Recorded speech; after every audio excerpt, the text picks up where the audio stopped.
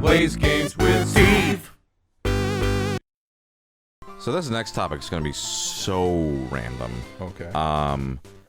Lol random. Yeah, lol random. But have you seen The Dark Knight Returns? Oh, the adaptation of the Frank Miller book? Yeah. You know, I've never seen the animated version of it. I've read the... I have read Dark Knight Returns. Yeah, I didn't read the Dark Knight Strikes Again, which was like the follow-up. Yeah. I think I've actually even read The Dark Knight Returns, because I remember... Yeah, because it was like that was like one of the like, oh, you gotta read this. Yeah, there was one. I'm really not a comic book guy, but I have read that one. I'll say, not to detract too much, that's one of the things I like about Batman was like, I want to read Batman comics. Mm-hmm. Right, cool. You could go read this, like a bunch of these like standalone stories, mm-hmm. you know, not read like 100 issues of something. Right. That's one of the good things about Batman comics, I'll say, because despite my history, haven't read a whole lot of superhero comics, to be honest. Okay. So. Well, this is a random topic, but what I've been doing. Oh god, this says a lot about me. So like, I have a list of movies because Netflix, DVD Netflix, which I think they're shutting down, but this website is still up. It has the best recommendation system of all time. Didn't digital Netflix used to have that too? It did, and then they replaced it, and it's awful now. But like that was like before I started using a lot of those streaming services. Mm-hmm. Because hell, I didn't get Crunchyroll until like 2014. And I think now we're in the age of AI where it's kind of like I don't want to tell too much about myself to like a machine. Sure. But like half the time I'm kind of like, I don't know, like throw something at me, you know, like don't make me pick, but go on. I still have a DVD Netflix account because I still use that recommendation system. And so, but because they're closing it down, and I don't know if they're, what's going to happen to these recommendations, I made a list because there's still like 100 movies I still haven't seen that it's recommended me, and so every now and then I'll watch one and whatever. And that was one of them. Gotta say though, 2 movies, right? It's 2 movies. I haven't seen part 2 yet. Part 1, I watched it. Did not like it at all. I mean, it's very because it's from like 2012 or whatever. It's like, and was it that long ago? Oh my god! It's a while ago. It's, how do I put this? It's very much a relic of its time. That's exactly how I feel about a lot of those Frank Miller stories. Yeah, and I actually, because I remember to be right, I've not read the comic in a long time, but the comic looks great. The artist was Klaus Janson, a former teacher of mine. Oh, that's cool. And the funny thing is, I took him just because his class was convenient for my schedule. I had no idea who he was, and half the kids in the class were just like, "Oh fuck yeah, Klaus Janson!" And I'm like, "Oh, it's like this. This works well with my Mondays." So. Yeah, damn, that's cool though. Yeah. I think it looks okay, but wow, it really does not capture how good the comic looks. So there's that. Yeah. Also, like, while we're talking about the animation, sure. I don't want to detract you too much. Okay. And it's odd for me to say, because conflict of interest working in the animation industry. Mm-hmm. I feel like a lot of those DC animated movies, especially the ones based off of like a comic story, no, they do not capture it. Right. I think, I don't know. you get a few drinks in me, I will complain about digital animation because I don't know. When assets are kind of used over drawings, things get very sterile. And it just, and it like doesn't just capture, like when things are too clean, it just doesn't capture the grittiness of the tone. And that's the problem with a lot of digital animation. Yeah. Oh my god, like Have you ever read The Killing Joke? Yeah. Did you see the fucking animated version? I heard that of was bad. That is the I think that is almost the worst Batman movie I've ever seen, and I saw that shit when they put it in theaters. Wow. It was so fucking bad and just like missed the mark. And I also think that story hasn't like aged gracefully. Sure. But it missed the mark of the tone of that comic so much. I have never like kind of like walked out of a theater where it was so deadly silent, and not just because oh it's late at night, everyone's going home. Yeah. It was just like you could just feel the vibe in the room that like nobody liked that. Wow. But go back to what you were saying. I was saying like that, and it was just another movie. Like the whole art direction does not capture. Yeah, like this. It's too bland and sterile. It's just this feels like it's just made on a conveyor belt. Yeah. I was watching it and I was like, I had a similar feelings to when we played Arkham Asylum. Which, as of this recording, those haven't come out. I feel like we're riding the high right now of the Virtue's Last Reward playthrough. Like we're getting a lot of positivity in the comments. Sure. I think people are gonna be out for our fucking heads when Arkham Asylum comes out because we were not having that game. Yeah, that's fine. We'll get to that when we get to it. Okay, we did not get Flash, so that's interesting. Should I look it up? Oh, but I think I remember when I played Fire Red, I don't even think I used Flash. You just went through. Because that circle makes it so much easier. Look up Flash real quick. Yeah. I think if I had watched this movie at the time, I think I'd probably be a lot more forgiving of it. But watching it now, I'm like, animation-wise, it hasn't aged super well. It looks kind of whatever. And it does not capture the comic well. I think thematically, even I'm a little like, really likes cops a lot, huh? Oh yeah, it feels very. Yeah. I think like a lot of Batman media is kind of pro cop. Like I'd say even the Nolan trilogy is kind of. Oh yeah, no, it's definitely yeah. But no more dead cops. Yeah, Dark Knight Rises is like, all right, cops, let's go fight them on the. Oh god, fucking Dark Knight Rises came out during the fucking the Wall Street protests, right? Yeah, the Occupy Wall Street. Yeah. Well, definitely influenced talking it. to Professor Oak's aide located in a gate on Route 2. What the fuck's Route 2? Isn't that like Viridian? Wait, possible. I check the map. Do we have this? No, we don't have it. Check the map.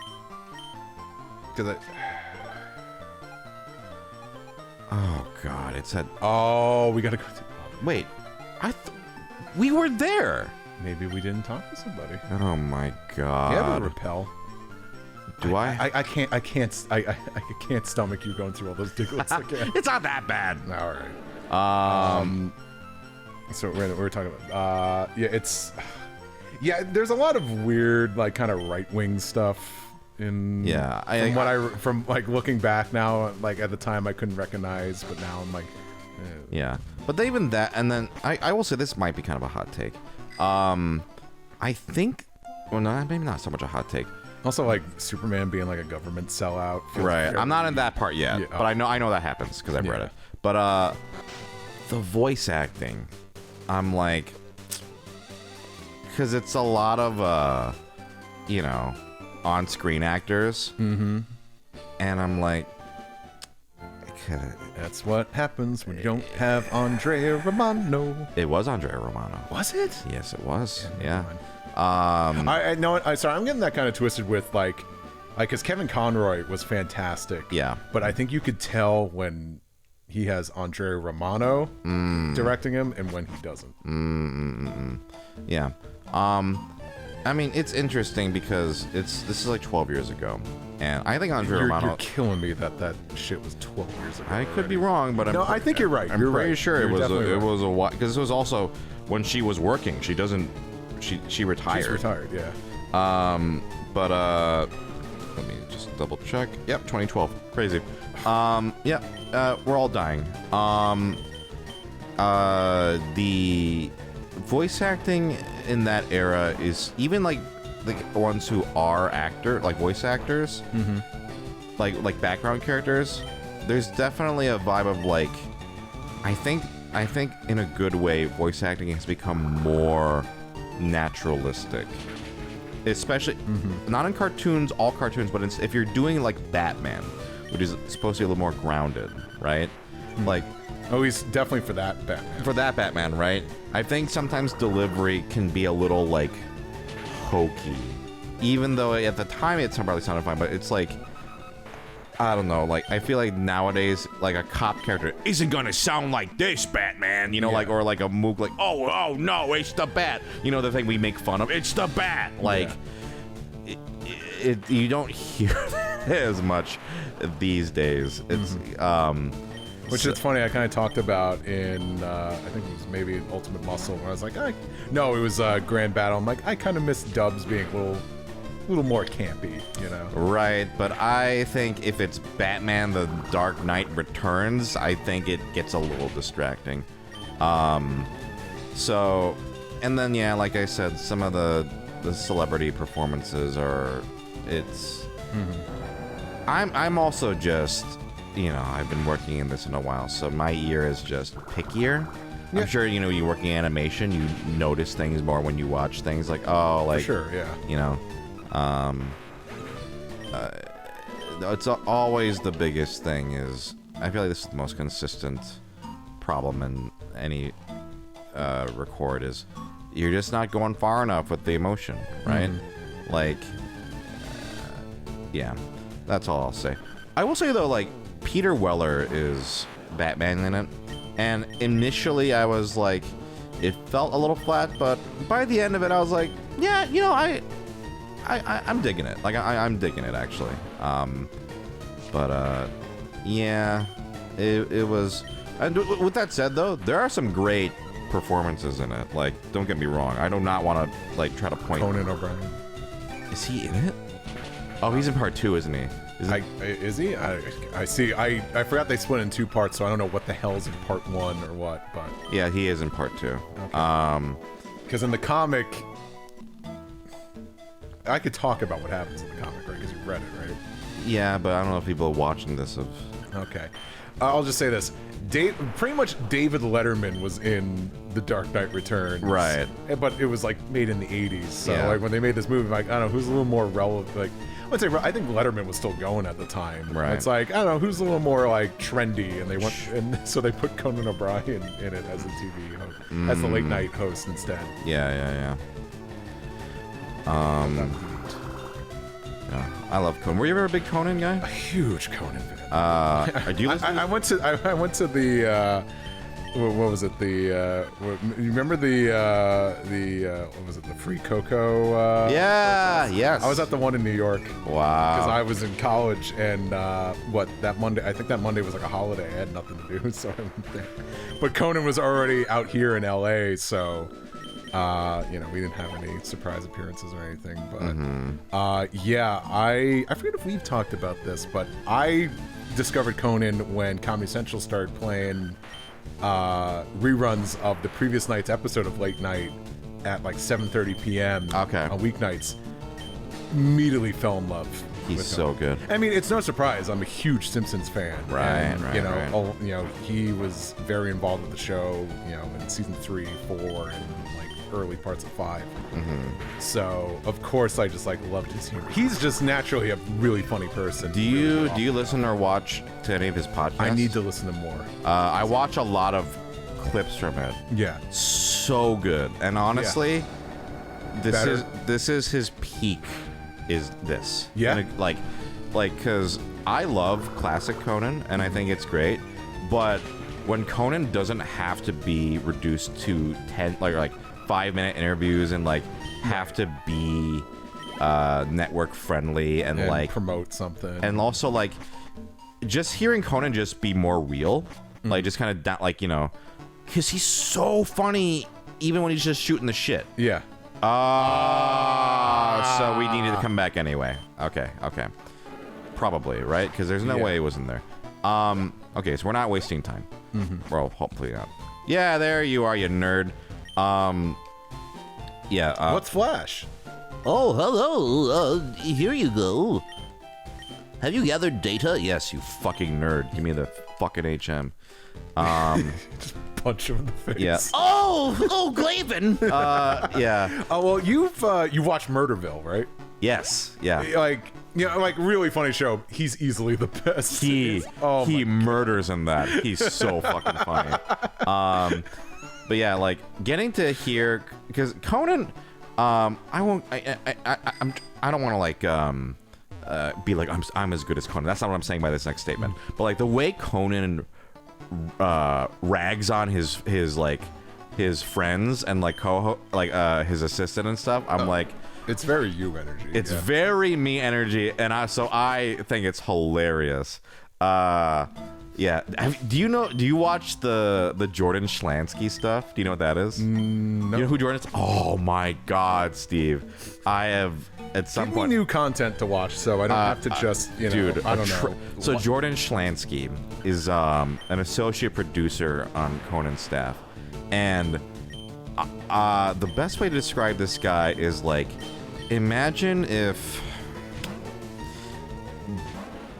David was more aggressively snobby. Like, this is a guy, he's so funny. This wasn't the Star Wars nerd guy. Yes! The guy who did the monologue or whatever? Or like they broke his Millennium Falcon? Yes, I was about to say, Yeah, is this the guy with the Lego Millennium Falcon? Yeah. People, this was when Force Awakens comes out. If you haven't seen footage of Conan bringing out this guy, and this guy bringing out his just finished Lego Millennium Falcon for Harrison Ford to sign, it is one of the funniest things. Yeah. Harrison Ford is so Harrison Ford was always funny. I think Harrison Ford was also high every time he was on Conan. Yeah. Actually, he did an interview with Harrison Ford on the podcast, and it was really good. Yeah, Jordanschlansky. Oh, that's right. You can't switch. Oh, Okay. fuck. So it's. Oh yeah. Oh. So it's. Can I teleport out of this? Oh no. Wait, how did this... Maybe some Diglets have it? A what? Arena trap? I Yeah. don't think all of them do, but I think it's common. Because I was switching this out before, whatever.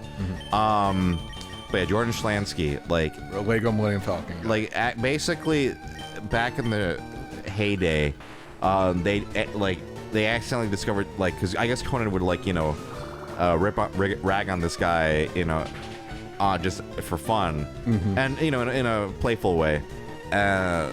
Just their segments together, like he takes him on like travel segments, like so fucking funny. Because this guy just, for example, he's a huge food guy, so like, he's like, yes, this vintage wine is blah blah blah blah this, and and to be fair, Jordan is really clever and really funny. Like he plays a very straight-faced, dry, like, oh, this is this kind of vibe. But it's funny watching him like out of when he's not filming. He's a little more not like that, but he kind of plays into it a little bit. But it's also kind of not. It's kind of that's just kind of his persona. But there's like a segment where like oh, he's a huge foodie, and so Conan's like, cool, I'm gonna take you to my favorite Italian place, Olive Garden. So fucking funny. Just like, it's just Conan at his best, just like making fun of him, like, oh. Yeah, listen, once you go down that Jordanschlansky Conan hole, oh my god, it's so funny. And again, what's been nice is like, because people think like, oh, it's like, are they doing like just playing it up for the camera, but then for a podcast form you get to see them have longer conversations, and you're like, oh no, this is just a natural extension of their natural dynamic. And that's again why Conan in podcast form just shines, like not getting to be more his natural I almost herself. had to assure a good friend of mine who who messaged me yesterday, and then was saying that they were enjoying the Let's Play. They're up to date. He said like, yeah, I kind of have to like constantly remind myself. It's like, they're friends, right? Wait, really? Yeah. Oh shit! Is it that bad? I said I'm like, yeah, that's our dynamic, but it's like, and I forget if I think this is like a private conversation we've had, but I think this might be something we might have talked about on the Let's Play channel. Sure. I can tell when it's all fun, because I think, I forget if I said this about you on this Let's Play, but Okay. you will tease people for something that they can control. Sure. For something they've I don't know how to explain it, but it's like, an element that's like in their control. Yeah. You don't tease anyone for something that is like incredibly rude or something. It's like, Sure, something like I don't want to get into too much detail, but saying like, it's like you don't pick on someone for any sort of like health. I don't know. I know, physical You're not thing. like a comical bully, it's just like, I don't know. I think the way I put it, and I think you would agree, and Jay probably agrees. No, he would agree. Is that when I make fun of someone like a friend, it's I never want to actually hurt their feelings. Yes. That's never the goal. And if I do, and it's I think it's happened rarely, but if it happens, I am like, hey, I want to know, and it won't happen again. Like, thank you for letting me know.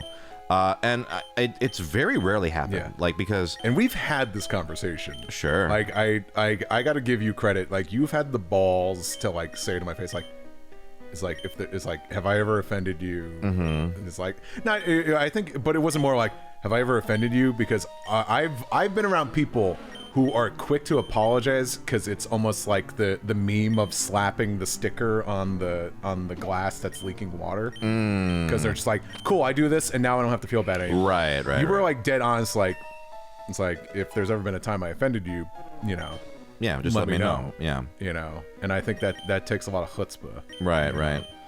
Yeah, I never want to hurt someone's feelings for real. I never want unless them, you're being an asshole, But even then, like, I think I'm very, one of my skills, I would say, like, for example, our good friend Wilco, who's still not been on, but will be on one day. I make fun of that man so much, but I don't think I've ever actually hurt his feelings ever. Because for me, I want you to be in on the joke, if that makes sense, right? Like, or it's like a playful, like, it's really out of affection, more so than anything.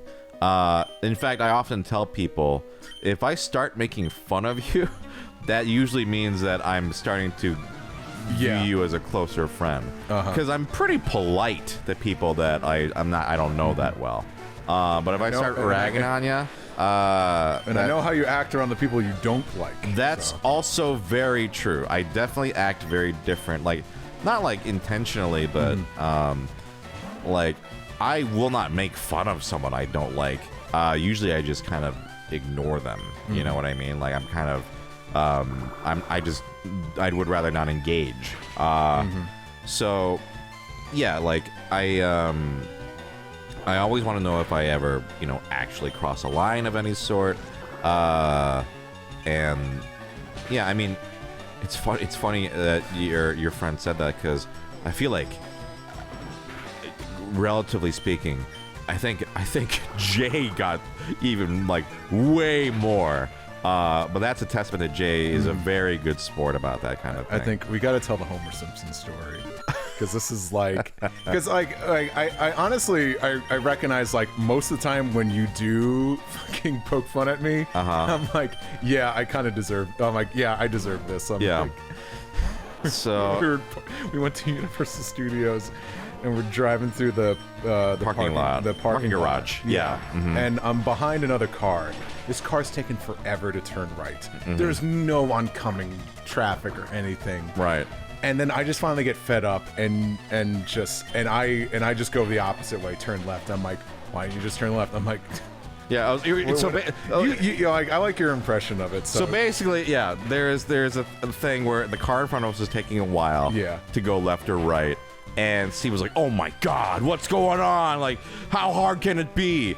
And then they turned, and then Steve was like, "Oh my God!" And then he turns left, and I was like, "Steve, you're going the wrong way." It was a one-way. No, you didn't even mention the creme de la creme. Yeah. The high point, like the punchline of that. I was just like, idiots. Yeah. And then I'm like, I'm going left, and I'm going in a wrong direction. Yeah, you go the wrong way, and I was like, Steve, that was the most Homer Simpson moment.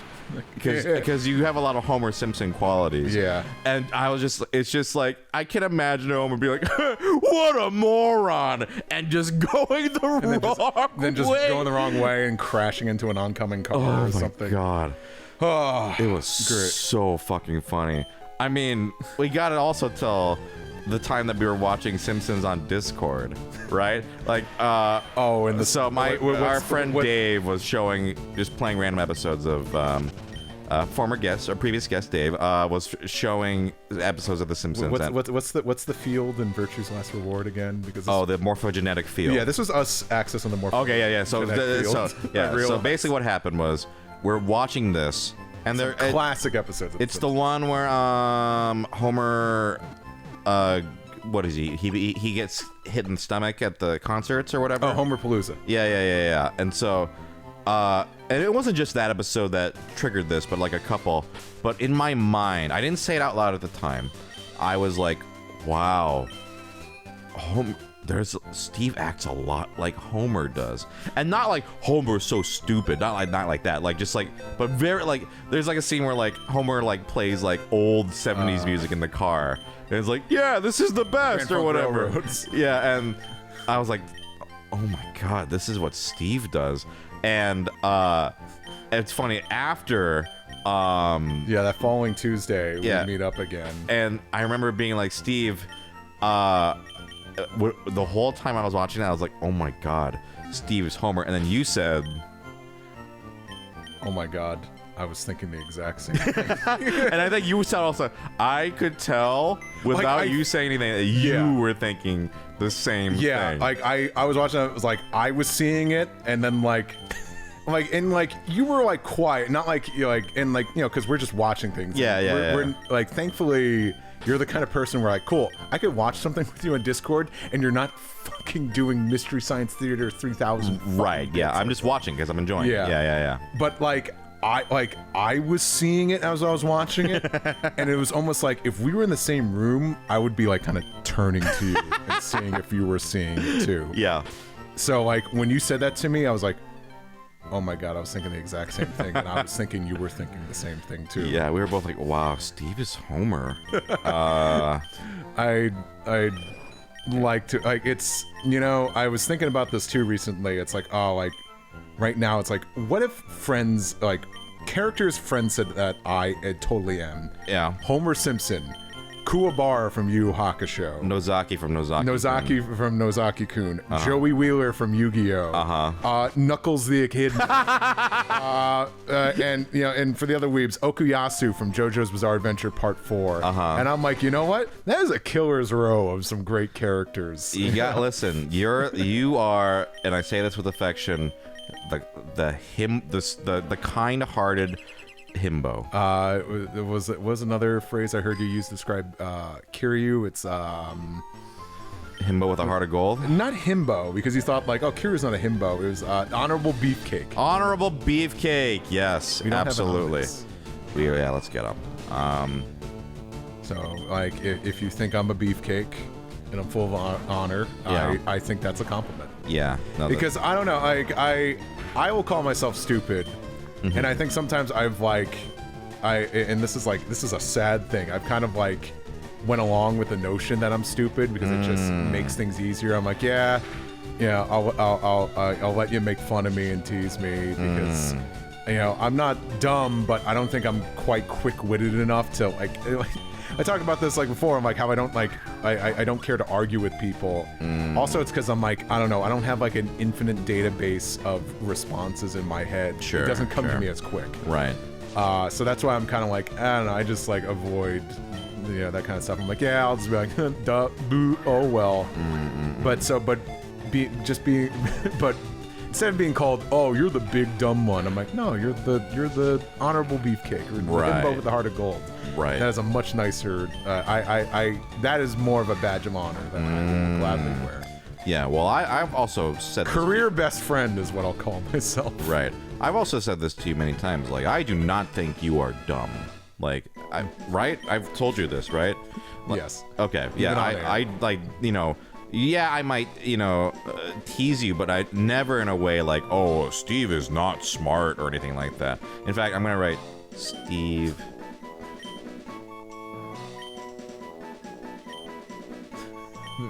Smart. S-M-R-T. Yeah, it's definitely like when Steve Smart. like himbo I don't necessarily think of that as like, yes, like they are stupid. It's more so just prone to funny situations of like it's like how someone can be clumsy. You know what I mean? Like I don't know. What's the prime? Is Kronk from Emperor's New Groove? He is ultimate himbo. Ultimate himbo. Yeah. Like that's like if you need like a quick explanation, a quick example. Yeah. It's Kronk from Emperor's New Groove. Right. But like the thing is, like Kronk is very multi-talented. Yeah. Which is great. Like that's kind of the best thing is like sure, maybe Kronk every now and then might not catch on to something or whatever, but in a lot of respects, Kronk is very talented in so many areas, very knowledgeable about many things. Yeah, exactly. Like, yeah, I don't know. It's like there's so many areas of quote unquote intelligence, right? Or smarts or something. And so like someone can be, let's say, oh, they're good at math or something, but totally, let's say, ill-equipped in social graces, right? Or this kind of thing, or maybe they just don't have practical knowledge or street smarts, right? Like there's so many variables of what constitutes wit or intelligence or whatever. Like so yeah, like really people I think who are dumb are people who just do maliciously ignorant things, right? Like things later, like I don't know, like to me there's just so many humans are so multifaceted and unique that it's like you can't just be like, oh, that person's